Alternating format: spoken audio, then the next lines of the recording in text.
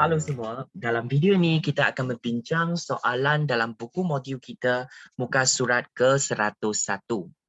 Okey, topik yang akan dibincang dalam tutorial ini adalah berkaitan dengan kebarangkalian. Okey, so kita tengok soalan pertama. Raja menunjukkan 5 kepingkat yang berlabel dengan huruf. So kita boleh nampak di sini score, S-C-O-R-E. Okey, sekepingkat diambil secara rawak. Okey, soalan dia nak apa? Dia nak kita senaraikan ruang sampel. Masih ingat tak ruang sampel? Okey, kalau dalam kebarangkalian ruang sampel kita, okey, kita hanya senaraikan apa yang dalam sampel tu ada kad apa, ada unsur apa. Dia semacam dengan topik set lah. Okey, set kita kan kita ada set semester kan. So apa unsur yang terdapat dalam ruang itu?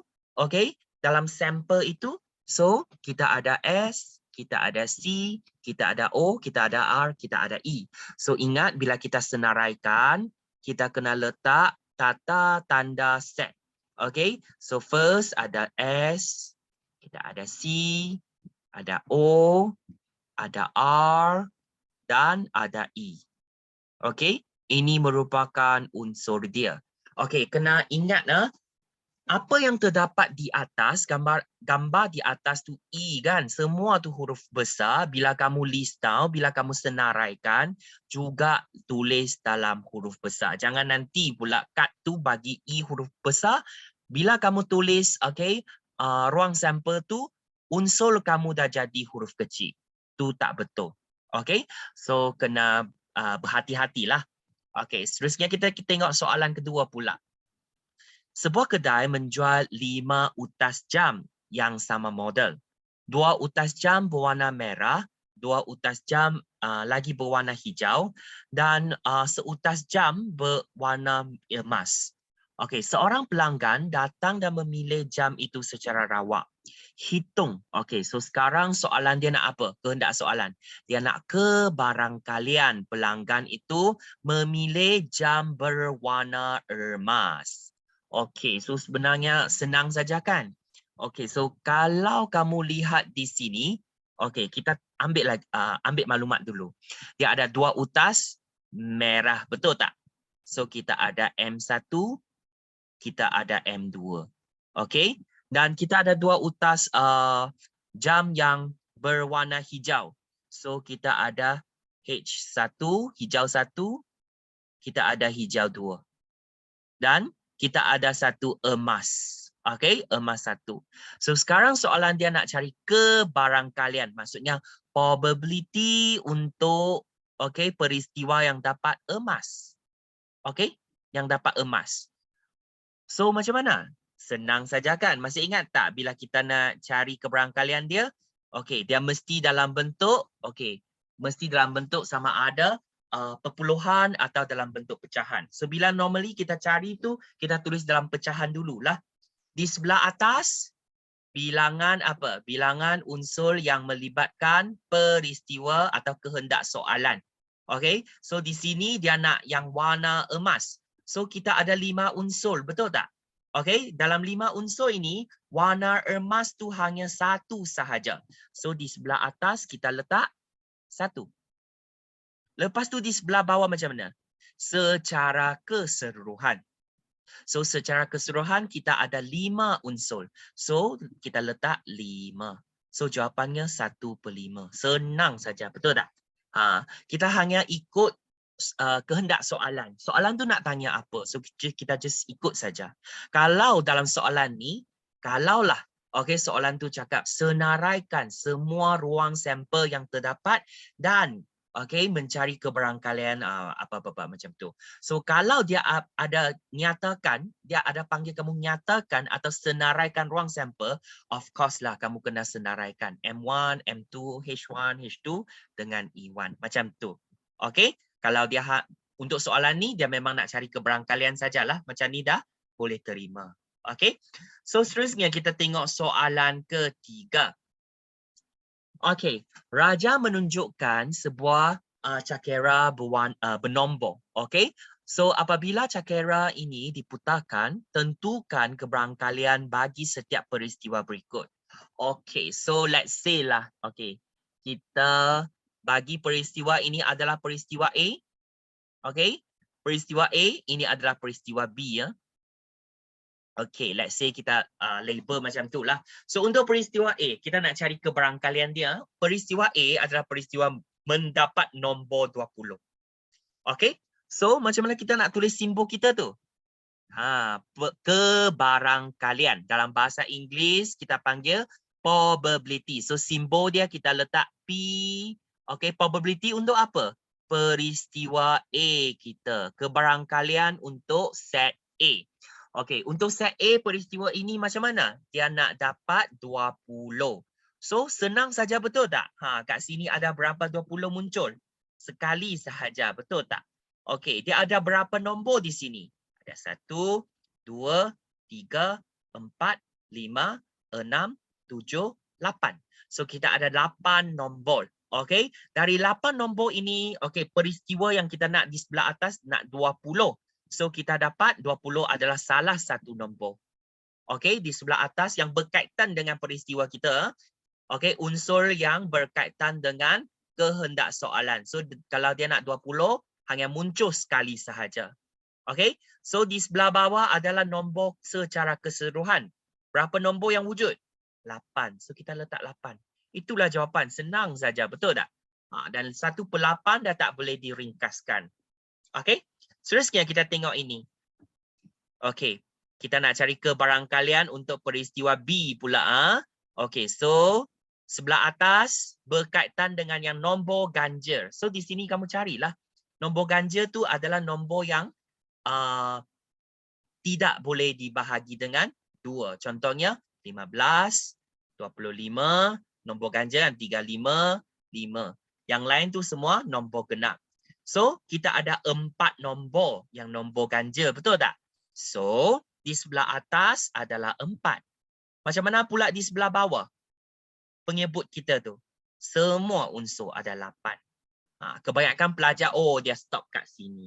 So ingat 4/8 ini boleh ringkaskan lagi. So kamu boleh check dengan kalkulator lah untuk pelajar yang kalau dia tak berapa mahir untuk pemudahkan kan. So kamu boleh guna kalkulator, just tekan kamu dapat 1/2. Okay, untuk yang cepat sebenarnya kamu dah tahu. Sebelah atas boleh bahagi 4, sebelah bawah juga kena bahagi 4. 4 bahagi 4, kamu dapat 1 di sebelah atas. Sebelah bawah pula, 8 bahagi 4 dapat 2. Itulah jawapan kita. Okay, so kebarangkalian untuk dapat B, iaitu nombor ganjil, adalah 1/2. Senang saja kan? So sekarang kita tengok soalan keempat pula. Okay, kat sini. Seorang pelajar dipilih secara rawak daripada tahun 1 SPM Program Teknologi Pembinaan yang mengandungi 9 orang perempuan dan 14 orang lelaki. Diberi peristiwa A mewakili pelajar yang terpilih ialah pelajar lelaki. Okey, tuliskan pelengkap okey bagi peristiwa A. Kat sini soalan dia nak apa? Kehendak soalan dia. Okey, walaupun dia soalan tu panjang-panjang, tapi dia nak kita tuliskan pelengkap bagi peristiwa A sahaja kan? Kita hanya nak tulis ayat sahaja. Okey, so bila kita tulis, okey, A tu dah diberi dah. Nah, tengok selalu cakap, okey, soalan tu normally dia akan bagi kamu peristiwa tu.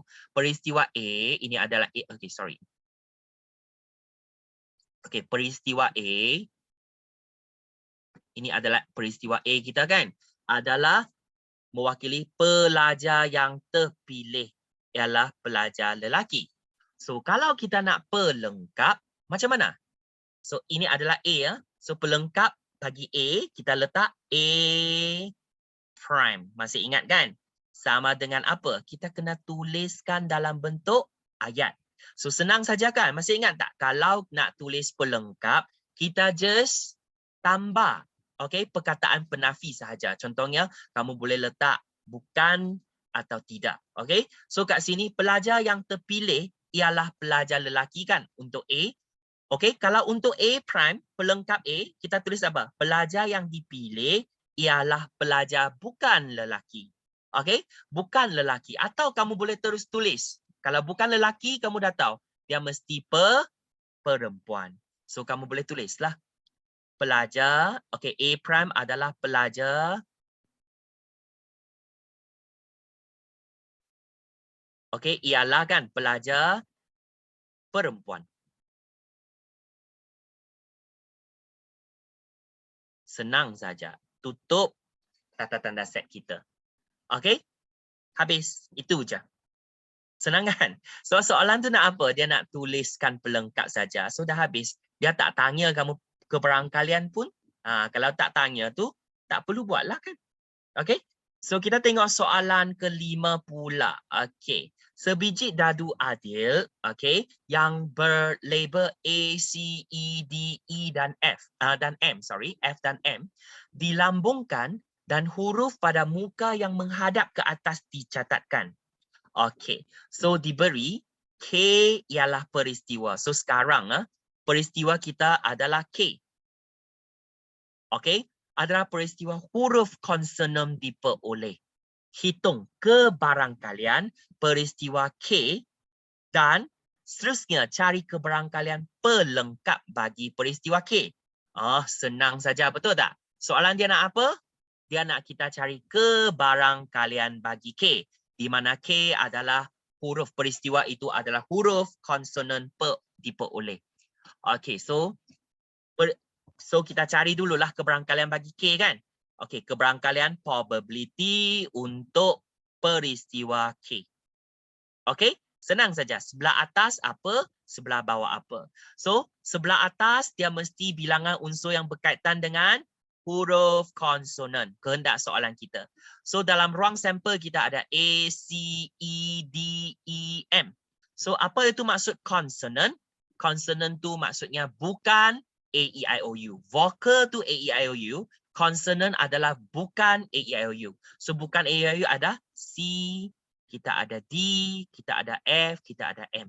So, maksudnya dari 6 unsur itu, kita ada dari 6 huruf tu, kita ada 4 merupakan huruf konsonan. So, kita letaklah 4 di sebelah atas. So, macam mana pula di sebelah bawah? Sebelah bawah adalah secara keseluruhan ruang sampel kita. Okey, bilangan unsur dalam ruang sampel kita ada 6. So, jawapannya 4/6. Tapi jangan lupa, jawapan kebarangkalian kita mesti pemudahkan. Kita mesti ringkaskan. So, tekan kalkulator atau kamu bahagi 2 kan? Kamu tahu, oh jawapannya 2/3. Senang saja kan? Okey, so kehendak soalan pertama, kebarangkalian untuk K, kita dah dapat jawapan. So, jangan lupa dia ada lagi kehendak soalan kedua. Iaitu dia nak cari apa? Kebarangkalian pelengkap K. So, maksudnya dia nak cari apa? Probability untuk kebarangkalian, probability iaitu kebarangkalian lah, untuk peristiwa K prime. K prime tu maksud pelengkap lah. So, kalau kebarangkalian untuk K adalah 2/3. Pelengkap dia kita nak cari macam mana? Masih ingat tak? Kita kalau nak cari pelengkap senang saja. Kamu ambil 1 tolak dengan 2/3. Dan sebab kita tahu 1 tu maksud 3/3. Sebab penyebut dia adalah 3. So kita kena bagi dia sama. 3/3 tolak dengan 2/3. So pelengkap dia jawapan akhir adalah 1/3. Itulah jawapan kita. Senang kan? Okey. So, seterusnya kita tengok pula muka surat ke seterusnya. Okey, kita tengok soalan ke-6 pula. Ini mesti soalan yang berkaitan dengan set gabungan. Okey, sebab tengok saja dah tahu ada kumpulan 1 atau kumpulan 2. Okey, so soalan ke-6. Raja menunjukkan 3 murid dalam kumpulan A dan 3 murid yang lain dalam kumpulan B. Okey, so A kita ada Ali, ada Ben, ada Diana. Okey, kumpulan B ada Gunalan, ada Harris, ada Janet. Okey, so sekarang seorang pelajar dipilih secara rawak daripada setiap kumpulan bagi membentuk membentuk apa? Satu pasukan untuk menyertai suatu kuis. Okey, maksudnya dari kumpulan A kamu nak pilih seorang, kumpulan B kamu nak pilih seorang juga. Okay, so sekarang apakah soalan dia? Dia nak senaraikan. Oh, soalan ni dia tak panggil kita cari apa? Dia tak panggil kita cari kebarangkalian. Tapi dia nak apa? Senaraikan ruang sampel sahaja yang menunjukkan gabungan, okay, semua pasukan yang mungkin. So maksudnya kamu kena list down lah, kena senaraikan lah. Apakah outcomes, apakah kesudahan yang mungkin akan kita dapat apabila kombinasi kumpulan A dengan kumpulan B itu menjadi, okay, kita pilih satu orang. Okay, so soalan macam ni senang saja. Kita nak buat apa? Untuk pelajar, kalau pelajar yang cepat, dia boleh tengok dari atas lah, terus dapat jawapan. Betul tak? Okay, so kalau tak, kita tak ada choice lah. Okay, kamu kena buat, kamu boleh buat gambar raja pokok. Kita boleh guna cara gambar raja pokok. Di kumpulan A, okay, mungkin kali pertama adalah Ali. Okay, manakala bila kumpulan 2, dia boleh match dengan siapa? Gunalan, dia boleh match dengan Harris, dia boleh match dengan Janet. Sebab kita nak pilih seorang dari kumpulan A dan pilih seorang dengan kumpulan B. Okay, untuk di sini kamu boleh check. Okay, kamu boleh buat macam ni lah. Okay, kalau nak cepat kan. Okay, sebab kita nak cepat. Macam mana kita tulis jawapan kita? Takkan kamu nak tulis setiap semua tu ahli-ahli kamu nak ulang tuliskan? Tak perlu. So kamu tahu ini A. Okay, A mewakili Ali, B mewakili Ben, D mewakili Diana, G mewakili Gunalan, H mewakili Harris, J mewakili Janet. Kamu boleh tulis dalam soalan kamu. Lepas tu bila kamu jawab kan, senang dah. Kalau macam ni dah senang. Bila nak senaraikan ruang sampel, ingat mesti tulis dalam tata tanda set. Okey, so kumpulan pertama, apa yang kita boleh dapat? So tadi kan, A ini boleh combine dengan AG, AH, AJ. Betul tak? So jawapan kita ada A, G dalam satu kumpulan atau A, H dalam satu kumpulan atau A, J dalam satu kumpulan. Okey? Seterusnya, kita tengok B pula. B boleh combine dengan apa? Sama juga, B boleh combine dengan G. B boleh combine dengan HBH. Lepas tu, BJ. Itu. Dah habis dah kan B? Okey, lepas habis kita tengok D pula, Diana pula. So Diana boleh combine dengan Gunalan, G. Okey. Diana boleh combine dengan Harris. Okey. Dan Diana boleh combine dengan Janet menjadi satu kumpulan. So semua ini merupakan apa? Semua ini merupakan ruang sampel. Okey, unsur dalam ruang sampel kita. So, kalau soalan tu tanya kamu, berapakah bilangan unsur yang terdapat dalam ruang sampel? Bilangan unsur tu 1, 2, 3, 4, 5, 6, 7, 8, 9. So, all together kita ada 9 kesudahan atau ada 9 pasangan atau gabungan yang mungkin akan wujud apabila kita pilih secara rawak. Okey, faham? So, itu saja. Dia tak panggil kita cari kebarangkalian. So, tak perlu carilah. Kalau nak cari kebarangkalian, kamu juga senaraikan. Lepas tu, tengoklah syarat dia macam mana. Kalau dia nak cari, okey, dia nak cari berapakah kebarangkalian yang dipilih tu, yang first kali adalah Ali, yang kali kedua tu adalah Harris. Okey, so kamu carilah A dengan H tu ada berapa kali, muncul berapa kali. So AH sekali. So sebelah atas letak 1, sebelah bawah 9. So kebarangkalian nak dapat Ali dengan Harris tu adalah 1/9. Senang kan? So kalau dia nak cari kebarangkalian tu tak susah jugalah. Okey, tapi soalan dia tak tanya. So tak apalah. So kita tengok soalan ke-7. Soalan macam tadilah tapi dia tukar saja jadi nombor. Okey, so Raja menunjukkan 3 kad yang berlabel dalam kotak M dan kotak N. So kita boleh nampak di sini ya, ada kad-kad tu ada label dengan nombor. So sekeping kad dipilih secara rawak daripada kotak M, dia pilih dari kotak M dahulu. Lepas tu dia pilih satu keping daripada kotak N. senaraikan ruang sampel. Ini senang macam tadi. Tadi tu nombor kan? Bukan nombor. Nama kan? Okay, so kita guna alfabet. Huruf. Okay, tapi sekarang dia nombor. So sama jugalah senaraikan ruang sampel, senarai je. Okay, untuk belajar yang cepat dah tahu. 2 boleh combine dengan apa? 2. Kan? So 2 boleh combine dengan 5. 2 juga boleh combine dengan 7. Okay. Seterusnya masuk pula 3 pula. Tadi 2 tu dah combine dengan 2, 5, 7 dah. So sekarang 3 pula boleh combine dengan 2. Okay. 3 juga boleh combine dengan 5. Okay. 3 juga boleh combine dengan 7. Okay. 3 dah habis. Dan akhir sekali 4 boleh combine dengan 2. 4 boleh combine dengan 5. Dan 4 boleh combine dengan 7. Okey. So ini adalah ini adalah ruang sampel kita. Okey. Kalau untuk pelajar, okey, kalau dia susahlah nak tengok kan, nak tengok macam mana tu. Okey, macam ni. Kalau kamu nak faham, boleh juga kita guna apa?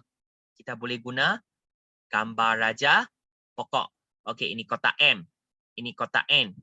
Okey, so mungkin di kotak M kita boleh dapat 2.